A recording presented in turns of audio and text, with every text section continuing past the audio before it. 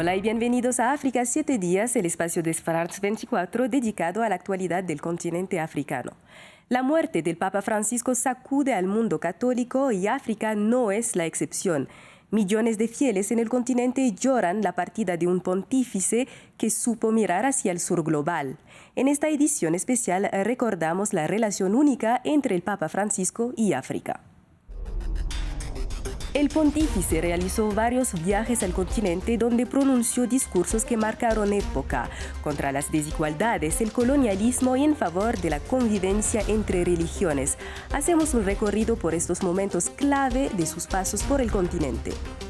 Tras el anuncio de su muerte, los homenajes de los líderes africanos no tardaron en llegar, recordando al que muchos llamaron el Papa de los pobres y de los marginados. Y durante su pontificado, la presencia africana en la Iglesia Católica también se fortaleció como nunca. Hoy el continente cuenta con 29 cardenales, de los cuales 18 tienen derecho al voto en el próximo conclave, es decir, el 13% del total de los 135 cardenales electores. De todo esto hablamos con nuestro invitado.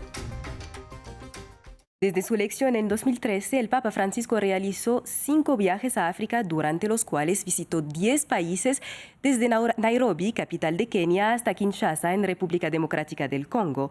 Y han sido estos viajes acompañados de pronunciamientos que abordaron la desigualdad, el diálogo interreligioso y las heridas del colonialismo. Pero no todas sus decisiones han sido acogidas con el mismo entusiasmo. Veamos.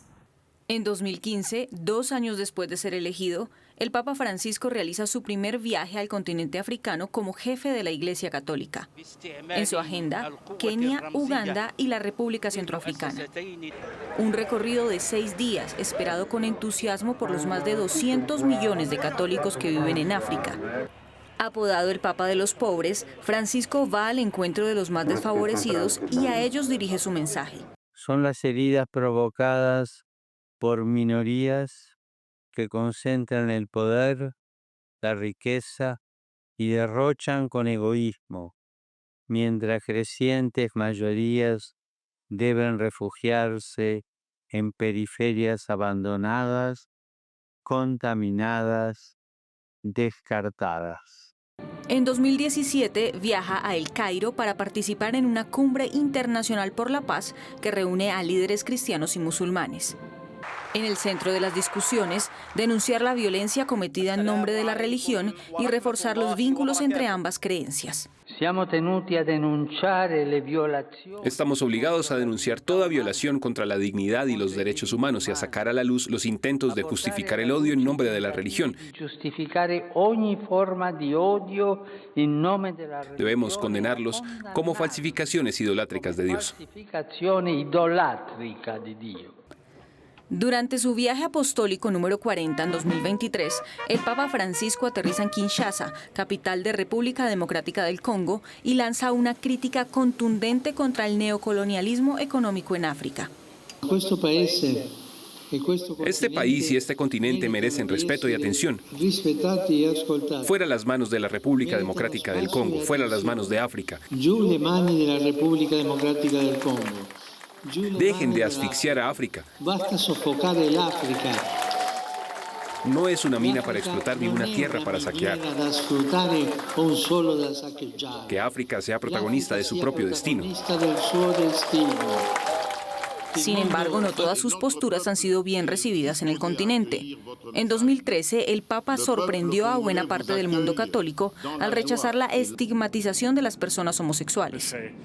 10 años más tarde, en 2024, da un paso aún más significativo. Autoriza la bendición de parejas del mismo sexo y de personas divorciadas. Una decisión que ha provocado una fuerte resistencia dentro del clero africano, que considera que se está tratando de imponer una visión occidental. Varios líderes políticos y jefes de Estado africanos han rendido homenaje al Papa Francisco, destacando lo que llamaron su legado de compasión. Desde Addis Abeba, donde tiene su sede la Unión Africana, lo describió como un defensor incansable de la paz. El primer ministro etíope Abiy Ahmed señaló también en la red X que el Papa deja un legado de compasión. Expreso mis más sinceras condolencias por el fallecimiento del Papa Francisco. Que su alma descanse en paz eterna y que su legado de compasión, humildad y servicio a la humanidad siga inspirando a las generaciones futuras. Y por su parte, el presidente William Ruto de la profundamente religiosa Kenia también rindió homenaje a su figura. Encarnó un liderazgo al servicio de los demás a través de su humildad, su firme compromiso con la inclusión y la justicia y su profunda compasión por los pobres y los más vulnerables. Sus sólidas convicciones éticas y morales inspiraron a millones de personas en todo el mundo, sin importar su fe o procedencia. Y los fieles también lamentaron su muerte. Escuchemos a algunos de ellos. Hoy es un día muy triste para todos nosotros en Sudán del Sur y en Sudán. Hemos perdido a un gran héroe que realmente trabajó por la paz de este país. La noticia nos llegó esta mañana, después de la misa matutina, y algunos dudamos si era verdad o no, porque hace unas semanas o meses hubo un rumor de que el pontífice había muerto. Pensábamos que era otra vez el mismo rumor empezando de nuevo. Y en su papado, Francisco hizo que la representación africana en el Vaticano creciera considerablemente y pasó de 11 cardenales electores a 18 de los 29 que hay en el continente. No es una coincidencia, África es la región del mundo donde el catolicismo ha crecido en los últimos años y para muchos ha llegado el momento de que haya un papa africano. Entre ellos, el cardenal Peter Turkson de Ghana es el más resonado. Su larga trayectoria en la Iglesia, con cargos de importancia como el de canciller de las Academias Pontificias de Ciencias y Ciencias Sociales, y su perfil moderado están entre los atributos para ser visto como posible sucesor. Otro nombre que también resuena con fuerza es el de Robert Sarah de Guinea, aunque con un perfil más conservador.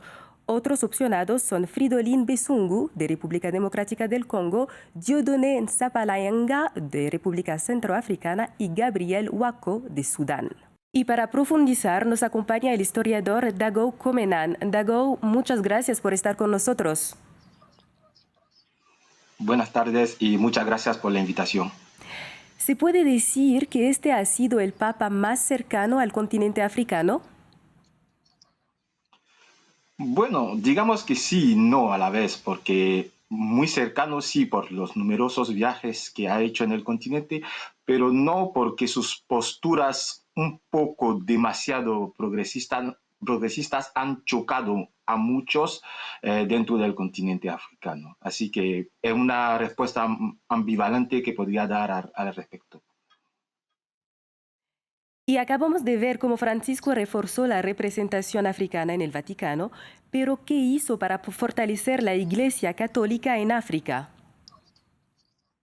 Bueno, primero la Iglesia Católica en África es bastante fuerte, ¿no? Hablamos de alrededor de un 49-50% cuando tomamos la población africana en total y un 68% de la población africana si nos limitamos a la parte del sur del Sahara. Así que ya de por sí la Iglesia Católica, bueno, la cristiandad tiene un peso muy importante en el continente. Dentro de los cristianos, los católicos son un 21%, hablamos de 300 millones de personas que profesan la fe católica. Entonces, creo que es justicia, ¿no?, que ha hecho a este continente que a veces se tiende a olvidar cuando se habla de la cristiandad, ¿no?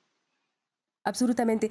Y el Papa Francisco ha tocado entonces la conciencia de muchos africanos, sean católicos o no, al denunciar las injusticias económicas y el legado del colonialismo, pero también generó rechazo cuando apoyó las uniones entre personas del mismo sexo.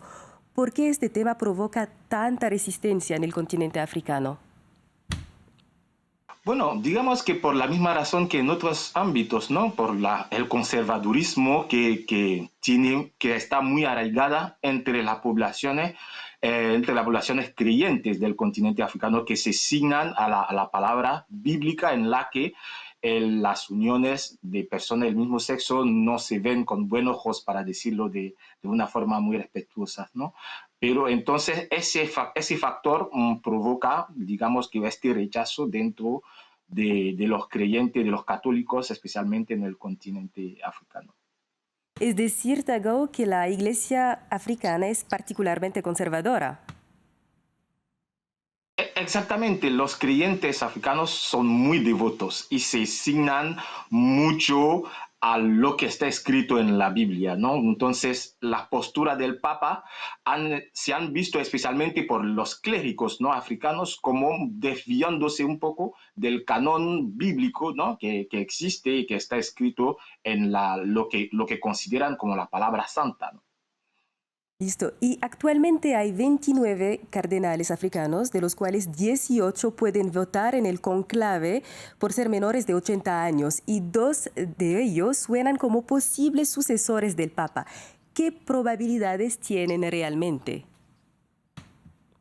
Bueno, sería un poco política ficción, pero como le había dicho, el continente africano pesa mucho cuando se habla de la cristiandad y especialmente en la fe católica. Hay que reconocer, hay que recordar también que África fue uno de los primeros sitios en convertirse en el cristianismo. Ya en el siglo VII había, ¿no?, cristianos en el continente.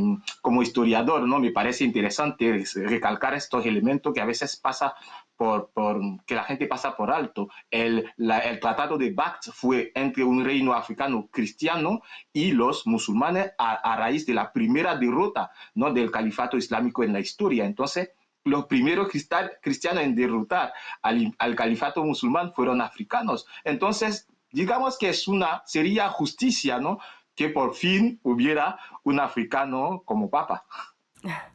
¿Y piensa que el mundo está preparado para tener un papa africano por primera vez? Creo que ya el mundo está más que preparado y creo que tuvimos a Juan Pablo II, que ya rompió los códigos, tuvimos al Benedicto XVI, perdón que no me lo sé muy bien en español, y a Francisco, que ya se han salido de la costumbre, ¿no? Creo que un papa africano no sería tan extraordinario dado el recorrido de la Iglesia Católica hasta la fecha. Gracias, Dagou, por haber estado con nosotros. Muchas gracias a ustedes por invitarme. Así llegamos al final de este programa especial dedicado a la relación entre el Papa Francisco y el continente africano. Gracias por acompañarnos. Nuestra cobertura sobre su fallecimiento continúa en France 24.